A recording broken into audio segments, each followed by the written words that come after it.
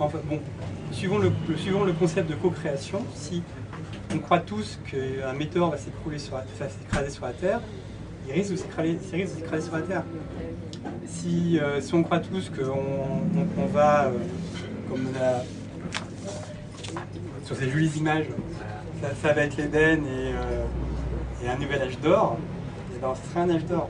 Enfin, ça, c'est une démarche positive. Enfin, bon, ce qu'il faut bien voir aussi, c'est que bon, pour corréler ce qui se passe avec le calendrier Maya, qui est une approche, comment dire, encore une fois, qui est intellectualisée pour nous, en fait, il y a d'autres fêtes qui se passent en parallèle.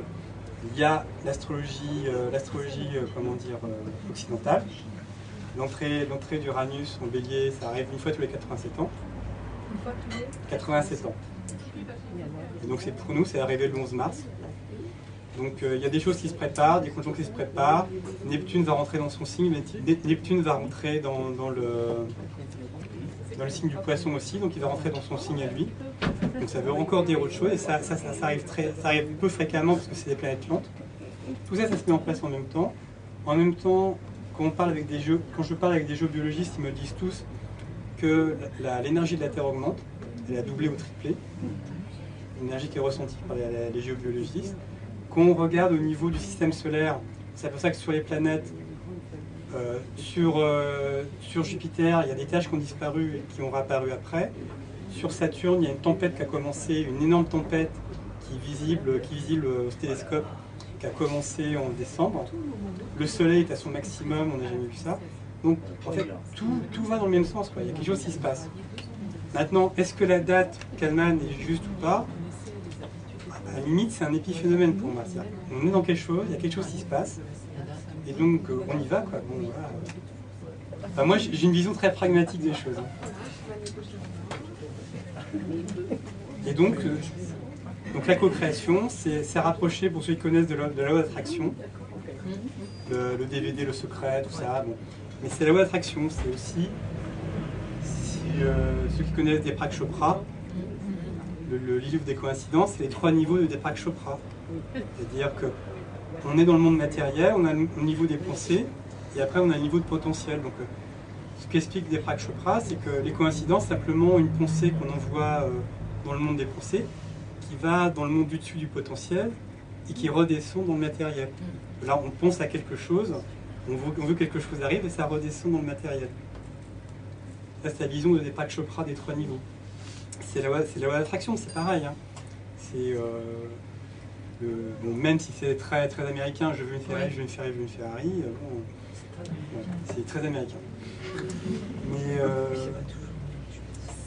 c'est ça, c'est la loi d'attraction, c'est contrôler ses pensées, voilà. C'est avoir des pensées dirigées.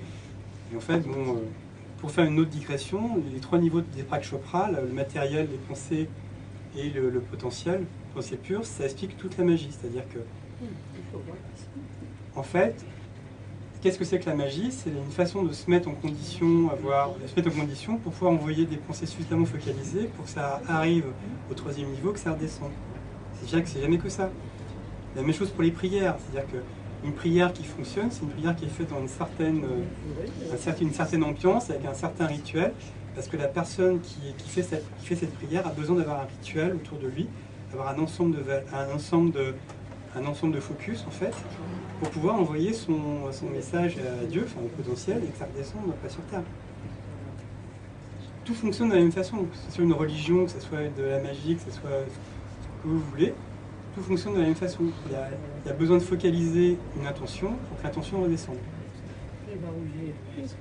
Ce que disent les Mayas sur les 72 heures de ténèbres, c'est qu'ils disent simplement restez tranquille, méditez, priez, et puis restez avec les vôtres. Ce que je voulais dire, ce n'est pas par rapport à ce qui se passe pendant les 72 heures, c'est plutôt est-ce que justement ces différentes barrières qui des fois sont difficiles pour nous au niveau du temps, on est séparés, il y a des moments qu'on prend pour avoir de la méditation, il y a d'autres moments qu'on prend pour être dans la dynamique. Est-ce que justement ces 72 heures, ce ne serait pas... Alors moi j'aime à croire ça, je ne sais pas ce que vous en pensez, mais un moment où les connexions seraient plus faciles. De toute façon, ça va être pour répondre à la question que nous avons, c'est un moment où tout va s'arrêter. 72 heures de ténèbres, de toute façon, il n'y a rien d'autre à faire que d'introspection. C'est comme le sommet, tout va s'arrêter. Donc pendant 72 heures, il n'y a rien d'autre à faire que se trouver avec soi-même. Voilà, et puis... Stocker des bougies, c'est tout. C'est pas difficile. Je continue dans mes questions, mais c'est fait. possible avenir, un peu catastrophique. Il y en a une qui est aussi liée à la Terre. Pour moi, que je ne me rendais pas compte, c'est l'inversion des pôles. Et puis vous disiez les singularités qu'il y a sur le Soleil, sur Jupiter, il y en a sur Terre en ce moment aussi, au niveau des pôles magnétiques. Oui, bah, le pôle se déplace de 80 km par an. Et puis il s'est déplacé avec le séisme au Japon. L'axe de la Terre s'est déplacé de 10 cm. Oui, 18 cm. Ça, c'est pas. Mais en fait, ce qui est vrai, c'est que le pôle magnétique se déplace de 80 km par an. Là, il est en train de foncer vers la Sibérie, le pôle magnétique. On en a 4, on a 2 pôles nord, 2 pôles. Ouais, enfin, et donc, c'est ce qui oblige les aéroports à changer les réglages des pistes, parce qu'ils sont plus orientés, ils sont orientés différemment. Et peut-être que les 72 heures de TNF, c'est l'inversion des pôles. Hein. Non, mais je dis pas que c'est ça. Mais... Non, mais j'en sais rien non plus. C'est-à-dire que, en fait, je suis très humble là-dessus. On ne sait pas ce qui va se passer. Moi, j'ai pris le parti, en fait, de voir ça de manière positive. Là, bon, il se passe des choses. Il y a un tremblement de terre. Bon, on aide les gens qui sont dans le besoin. On s'occupe de la communauté autour de soi. C'est ce que dit aussi des Hopis dans leur parabole de la rivière. Il faut s'occuper des gens qui sont autour de soi. Il faut organiser sa communauté. Et en fait, ils disent aussi à la fin de cette parabole qui est très connue, c'est nous sommes ceux que nous attendions. Là, c'est et pour faire une autre digression, qui est sur le sujet mais qui est un peu différente, c'est que s'il y a quasiment 7 milliards de personnes sur Terre actuellement, c'est peut-être pas pour rien. C'est peut-être qu'il y a beaucoup de gens qui veulent s'incarner à ce moment-là pour bénéficier de ce qui va se passer. Et que c'est pas simplement un emballement des naissances. Il y a une augmentation massive de la population à partir de l'année 1900, après, grosso modo.